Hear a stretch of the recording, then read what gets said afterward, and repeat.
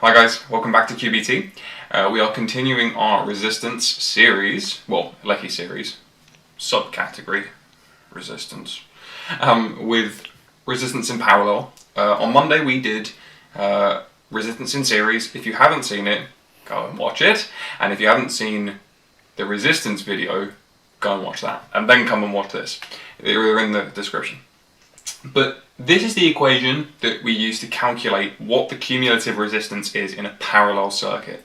Okay, our next videos on Monday and next Friday are going to be discussing parallel circuits and series circuits and how current and voltage are distributed in each of them.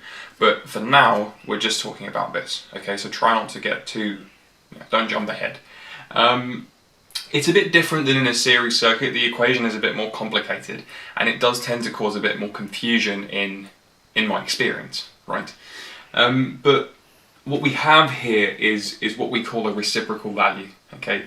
It's 1 over whatever the value is, right? And there's a bit more of a stepwise approach when you're calculating the total resistance. So instead of just talking at you about this, why don't you check out my tutorial video and hopefully it will help you understand what this equation is all about.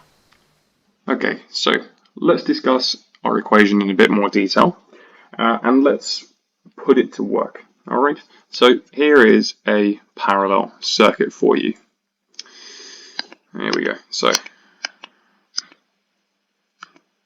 it's got one resistor and we'll do another one and then another one like this. Okay, so these are all in parallel here. These are all in parallel. Right, so let's say that this is R1, this is R2, and this is R3, and let's say that the resistance across 1 and 3 is 5 ohms. Yeah, they're both 5 ohms. Okay, and then this is 2 ohms here. Right, now I'm just making these numbers up, right? So don't take them as 100%, but let's say this is the value. How would we find RT? Well, we need to use our equation, which tells us that 1 over RT is equal to 1 over R1 plus 1 over R2 plus 1 over R3, right? Which would be 1 over 5 plus 1 over 2 plus 1 over 5, which would equal 9 over 10.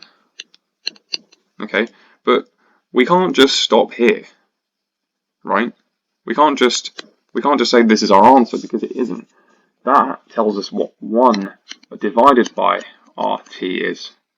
So 1 over RT is equal to 9 divided by 10, right?